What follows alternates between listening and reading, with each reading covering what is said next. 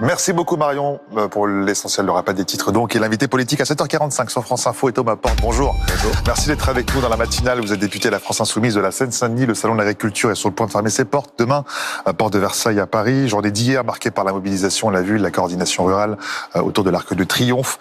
72 personnes interpellées, garde à vue levée.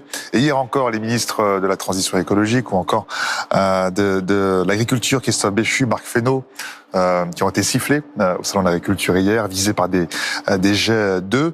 La colère, elle est toujours là, et ce, malgré les annonces du chef de l'État, Emmanuel Macron, qui va les recevoir dans une quinzaine de jours à l'Élysée. Je disais, malgré ces annonces, et parmi elles, il y a aussi ces prix planchers que vous souhaitiez également de vos vœux.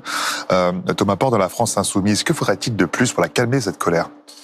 Cette colère, elle est toujours là parce qu'on est dans une situation qui est inédite. Sur les 10 dernières années, c'est 100 000 fermes qui ont fermé en France, c'est 30 par jour.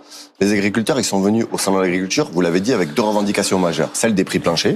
Emmanuel Macron a communiqué là-dessus, mais il n'y a pas eu le début d'action derrière. Et si on veut que les prix planchers soient efficaces, il faut aussi une protection contre la concurrence déloyale et ce qu'on a appelé les fameux accords de libre-échange. Il faut avoir une opération de transparence parce que les responsables politiques qui sont venus défiler au salon de l'agriculture pour dire on vous protège, on prend en compte vos revendications, il y a quelques jours, ils étaient au Parlement européen pour voter deux nouveaux accords de libre-échange, notamment avec le Chili et le Kenya. Donc il y a une espèce de discours de façade et des actes qui ne sont pas suivis. Donc oui, la colère, elle est toujours là. Je vois que Lactalis a annoncé une évolution sur le prix du lait qui est en deçà des revendications des agricultrices et des agriculteurs. Et pour que les gens qui nous regardent comprennent, le prix plancher, c'est un prix rémunérateur pour permettre à ces gens de vivre de leur travail, tout simplement. Ce que vous dites, c'est que les agriculteurs veulent du concret, effectivement. Le chef de l'État, Emmanuel Macron, qui a promis un projet de loi, d'inscrire cela dans la loi à partir du 20 mars. Il y a eu un peu de concret. Jusqu'à présent, 400 millions d'euros d'aides annoncées par Gabriel Attal, notamment sur le gazole non routier, sur les aides à la trésorerie, les préfectures qui ont commencé à recevoir. Certains ont même touché de l'argent. Ça commence à être concret, ça. C'est des mesurettes. Ce qu'il faut, c'est une réforme profonde. Aujourd'hui, c'est du rafistolage, ce que fait le gouvernement. Ce qu'il faut revoir, c'est la politique agricole dans notre pays. Il y a la question de la politique agricole commune, mais la France a les moyens, je le redis ici. Les prix planchers, c'est une demande de l'ensemble des organisations syndicales agricoles, de l'ensemble des agricultrices et des agriculteurs. Et aujourd'hui, c'est pas fait, puisqu'Emmanuel Macron a dit « je vais le faire », puis après il a dit « ah, ce sera pas un prix plancher, ça va être un peu négocié, puis ce sera peut-être au niveau européen ». Donc on ne sait pas où cela va mener. Et encore une fois, Emmanuel Macron parle de libre-échange, mais est-ce que la France s'est retirée du Mercosur ? Est-ce qu'Emmanuel Macron a pris position sur les traités de libre-échange qui ont été votés par ses députés européens il y a quelques jours ? Non. Donc c'est un discours de façade et d'affichage, et les agriculteurs voient bien qu'il n'y a pas d'avancée, c'est pour ça qu'ils sont toujours mobilisés, et je serai cet après-midi, moi, place de la République, à l'appel de la Confédération Paysanne, à une manifestation à 14h pour leur apporter mon soutien. Et pour l'instant, la FNSEA qui n'envisage pas d'appeler une nouvelle mobilisation nationale après le salon, mais qui reste se mobiliser s'il le fallait. En attendant, bien sûr, du concret, les syndicats qui seront reçus dans 2 semaines à l'Élysée. À 3 mois des élections européennes, Jordan Bardella, tête de liste du RN, va donc lancer sa campagne à Marseille officiellement, donc ce sera demain. À la France Insoumise, c'est Manon Aubry qui sera votre tête de liste, députée européenne, qui a donc lancé un appel au rassemblement des partis de gauche, à tous les orphelins de la NUPES, a-t-elle dit. Un appel qui visiblement n'a pas été entendu pour les communistes, par les socialistes, les écologistes, qui ont chacun finalement présenté une liste.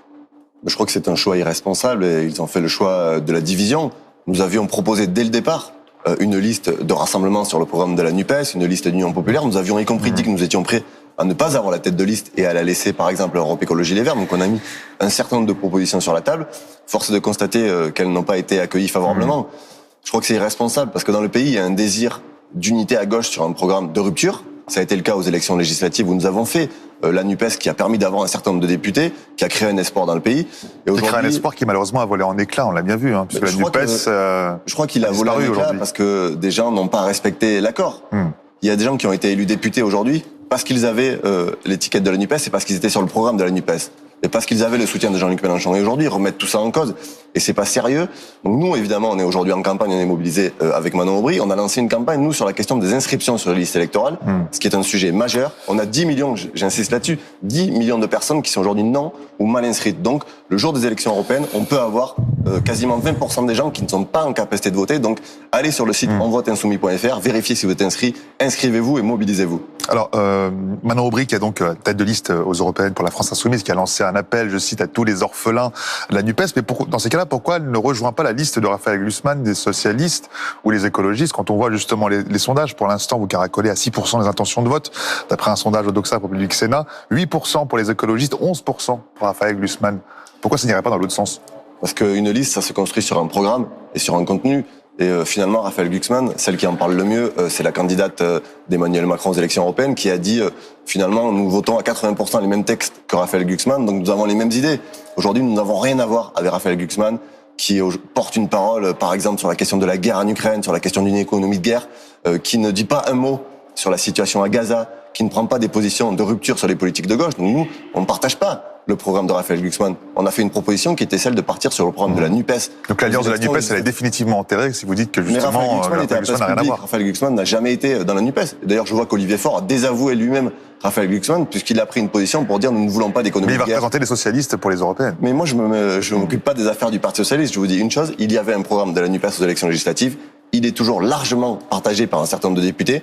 Nous avions les moyens de faire autrement. Ils ont fait un choix différent. Je le regrette. Maintenant, nous, on est en campagne et on va se mobiliser pour faire le meilleur score possible. Alors justement, sur la guerre en Ukraine, Emmanuel Macron va recevoir à l'Élysée le jeudi prochain, le 7 mars, l'ensemble des chefs de parti sur la situation dans le pays en guerre en Ukraine. Qu'allez-vous lui dire ?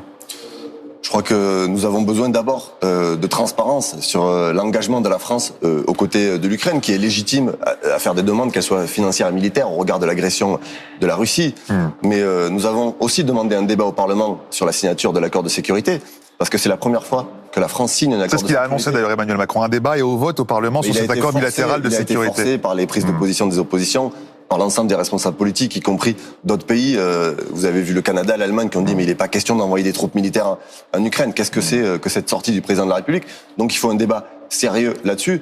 Et je crois que, encore une fois, le chef de l'État essaye de contourner la représentation nationale parce qu'il veut convoquer les chefs de parti avant le débat à l'Assemblée. Donc il faut un débat pour savoir comment on peut aider l'Ukraine. C'est une question sérieuse, mais il faut que la représentation nationale puisse s'exprimer là-dessus.